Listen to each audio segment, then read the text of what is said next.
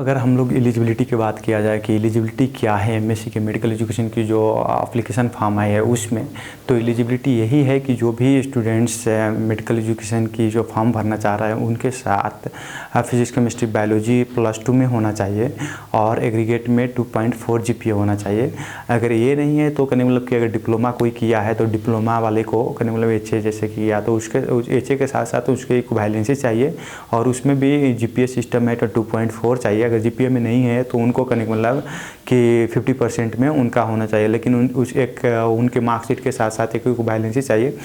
कोई भी बच्चा अगर इंडिया से किया है तो उसके भी इक्विवेलेंसी चाहिए क्लास 12 का।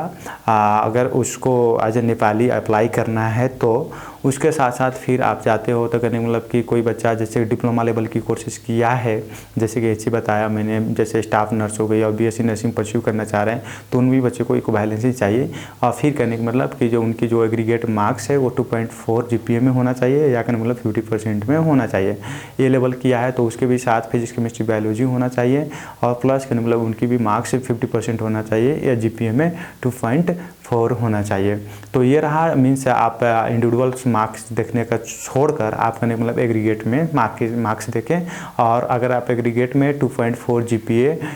या कहने का मतलब कि आपकी 50% आया है तो आप एलिजिबल हो और आप कहने का मतलब कि कोई डिप्लोमा लेवल की मेडिकल की पढ़ाई की हो या आप ए लेवल या +2 के जो है वो किए हो with physics chemistry biology with and you have scored 2.4 GPA और 50% then you are eligible for MBBS in Nepal और फिर एमएससी का एग्जाम।